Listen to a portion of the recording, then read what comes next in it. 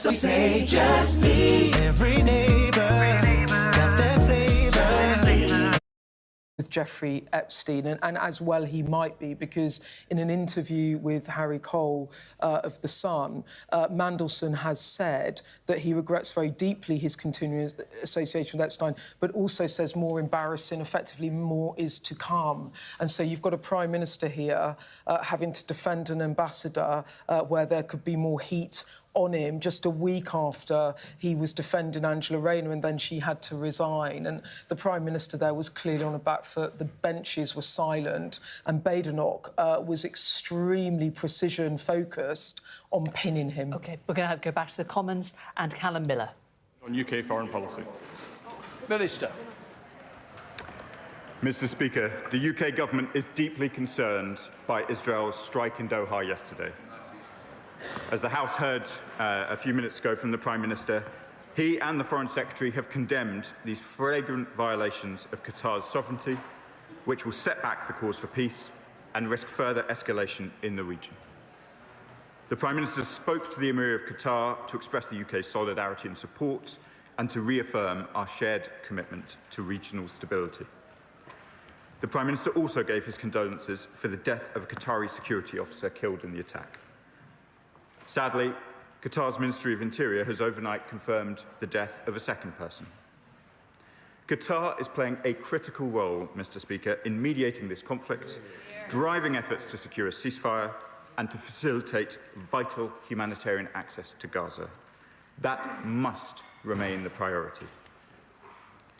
This government continues to support them in their efforts to push for an immediate ceasefire, for the release of all hostages cruelly detained by Hamas, for the protection of civilians, and the unrestricted flow of aid into Gaza as the vital first steps towards long-term peace and stability.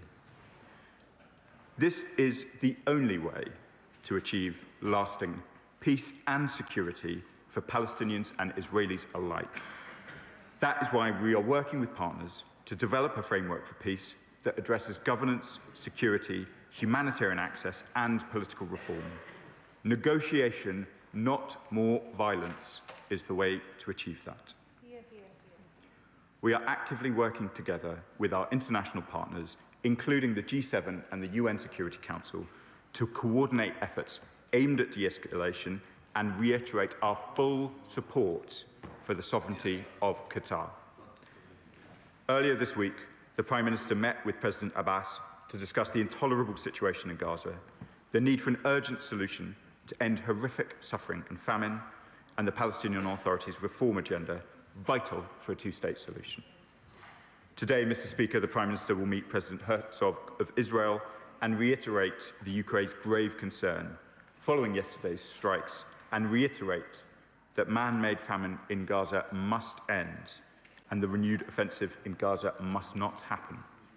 We will continue to push for a political resolution to end this conflict and strive towards a lasting peace. Callum Miller. Thank you, Mr. Speaker, for granting this application for an urgent question, and I'm grateful to the Minister for his statement. Last night's Israeli strikes against Hamas officials in Gaza heralded a new and grave escalation in this terrible conflict. Prime Minister Netanyahu's willingness to strike Doha will undermine efforts to secure the release of the hostages still held in Hamas captivity and set back the path to a desperately needed ceasefire. Liberal Democrats have called for more diplomatic pressure to be placed on Hamas by the Qataris, including with the threat to exile Hamas's leadership from Doha unless we see the immediate and unconditional release of the remaining hostages. That is the kind of diplomatic pressure which must be brought to bear. Instead, the Israeli government has chosen a path which even President Trump, Netanyahu's biggest cheerleader, appears appalled by. And let me be clear, Liberal Democrats support the right of the State of Israel to exist and its right, like all nations, to defend itself. Yet Israel has obligations under international law and duties to its allies, both of which it has breached. Can the Minister confirm whether any UK entity, including the Joint Command at the Al Udeid base, were informed by Israel of the attack in advance? Can the Minister confirm that, in addition to what he's already said, that in his meeting with President Herzog today, the Prime Minister will condemn yesterday's attack in the strongest possible terms and make clear that the UK views this as a flagrant breach of international law? Last night's strikes are, of course, inseparable from the ongoing humanitarian catastrophe in Gaza. They further eroded our collective hope for an end to the suffering of both Gazans and the hostages. And so it is time for meaningful action by this government. Will the Minister confirm that the UK will take the steps necessary today to end the export of F-35 parts to Israel? And in light of the further egregious breaches of international law directed by Netanyahu overnight, will he confirm that President Netanyahu will be sanctioned? Mr. Speaker, as you would expect, I won't be commenting on sanctions from the dispatch box, as is our usual practice.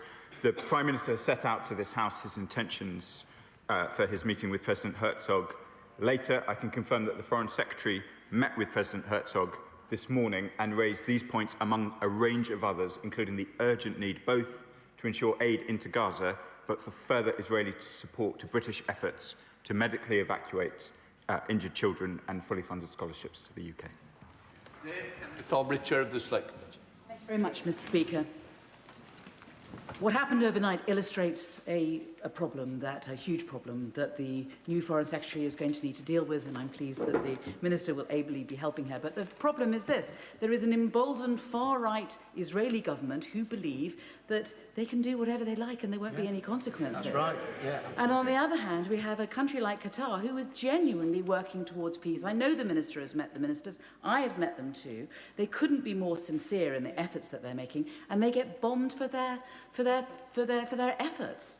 The question really is, for the new Foreign Secretary, is how can we make sure that we aren't just bystanders and are actually playing an active role in dealing with this issue? And in what way will the Prime Minister be able to convey such a message to President Herzog this afternoon? I thank my right honourable friend for the question.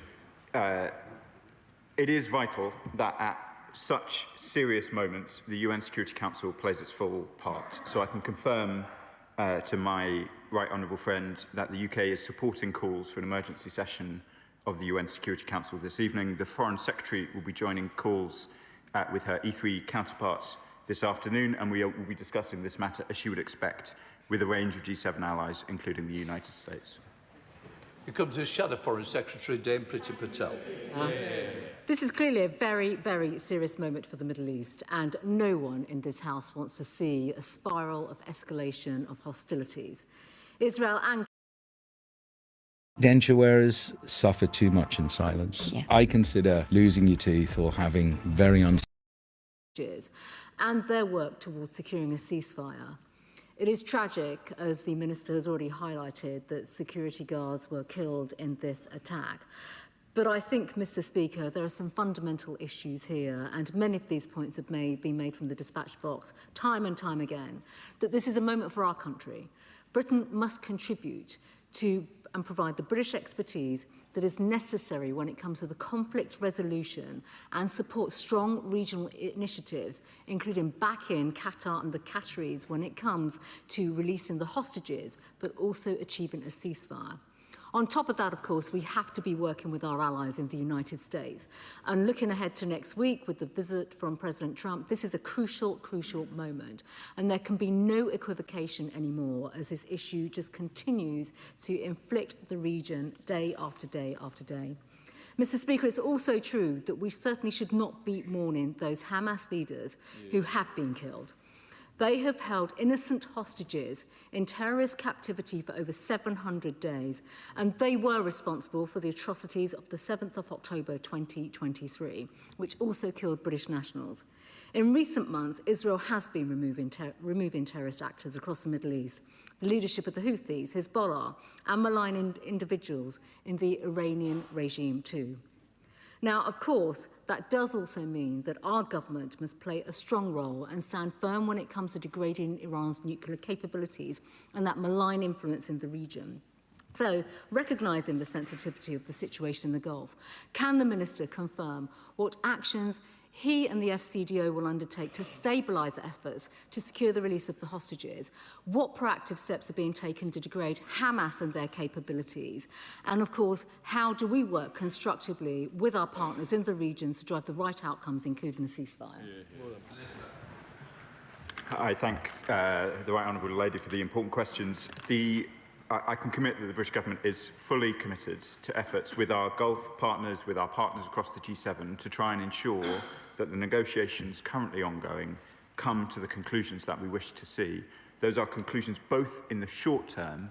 We have long repudiated Hamas's hostage-taking. The hostages need to be released immediately, as must humanitarian aid get into Gaza. But as I said in response to the honourable gentleman's question, there are also other questions about governance and security and the long-term prospects for a Gaza, a West Bank, a state of Palestine and a state of Israel living side by side, and we are fully engaged in that diplomacy, as she would expect.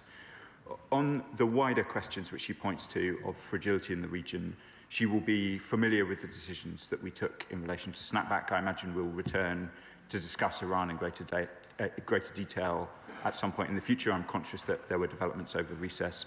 We have triggered snapback, and we will continue to return to the House to discuss the threat of Iran's nuclear programme. Mohammed. Thank you, Mr. Speaker.